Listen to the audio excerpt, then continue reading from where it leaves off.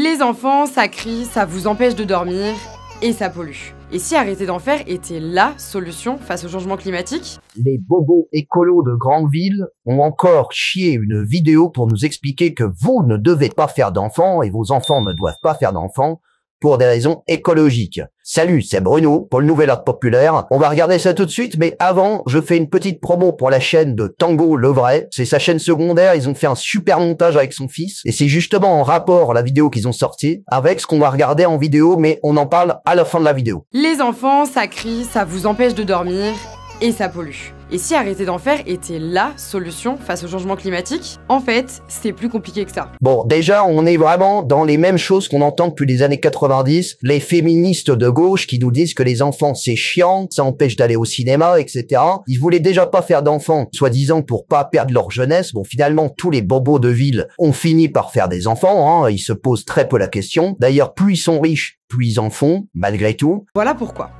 Mettre un enfant au monde, c'est créer un être humain qui émettra des gaz à effet de serre et qui pourra lui-même engendrer des enfants émetteurs dans le futur. Selon des chercheurs de l'université de Lund et de Concordia, renoncer à faire des enfants aurait ainsi un impact jusqu'à 24 fois plus élevé que de renoncer à la voiture.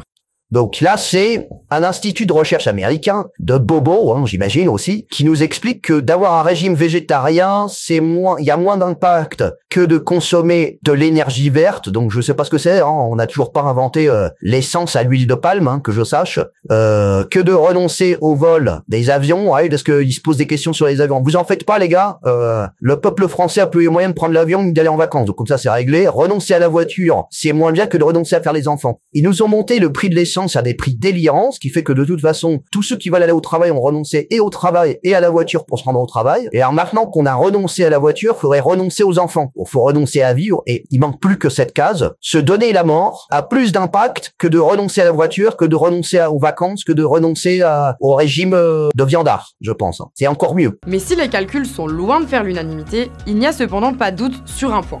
Faire des bébés, ça engendre plus d'émissions que de ne pas en faire. Duh. Et pourtant, même si on fait moins d'enfants, il n'y aura presque pas d'impact sur la population à court ou moyen terme. Ah, attention, c'est technique, hein. Je l'ai regardé plusieurs fois pour être sûr de ce que j'entendais. Accrochez-vous, je vous explique après. Les démographes sont formels, la fécondité baisse, mais la population va continuer d'augmenter parce qu'il y a encore beaucoup d'adultes en âge d'avoir des enfants et qu'on vit aussi beaucoup plus longtemps. C'est ce qu'on appelle l'inertie démographique. En bref, si on doit attendre d'être moins nombreux pour répondre à l'urgence climatique, on peut attendre encore longtemps. On a une espérance de vie qui augmente. Ça reste à prouver parce que comme vous voyez, la projection s'arrête, hein. En vérité, je pense qu'on est en train de descendre. On a de plus en plus de produits chimiques dans le corps. On a de moins en moins d'hôpitaux fonctionnels. On est de plus en plus stressé. Je pense que les jeunes ont une espérance de vie bien moindre que la nôtre. Et nous, on a une espérance de vie bien moindre que de celle de nos parents et de nos grands-parents. Bref, si on doit attendre d'être moins nombreux pour répondre à l'urgence climatique, on peut attendre encore longtemps. Très longtemps.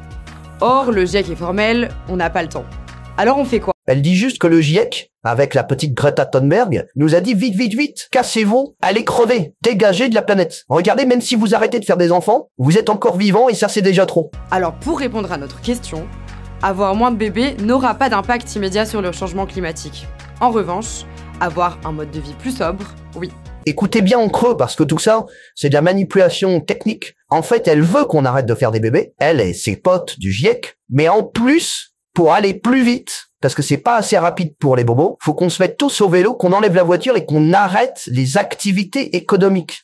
Vous avez bien écouté, c'est un problème d'activité économique et de niveau de vie. C'est là qu'on voit que c'est un truc de bobo, c'est que c'est déjà le cas. Nous avons déjà arrêté d'aller en vacances, arrêté de travailler, arrêté de consommer la voiture en France. Il y a que les bobos de ville pour ne pas savoir que la classe moyenne et la classe populaire est finie. C'est déjà fini. Dans la vidéo de Tango qu'ils ont réalisée avec son fils, qui est super, on voit justement que ça rentre en contradiction totale avec ce que dit Macron, qui propose de réarmer la nation en faisant plus de bébés pour les emmener à la guerre. Donc il y a une contradiction totale dans le discours, et quand on lui demande de parler d'écologie, il dit qu'il faut remettre les usines nucléaires. Donc la stratégie des années 60. La vidéo fait 3 minutes, vous allez voir, c'est formidable. Vous me dites en commentaire ce que vous en avez pensé, en commentaire épinglé et en description, je vous mets la chaîne de Tango, et on se dit des bisous, et à la prochaine.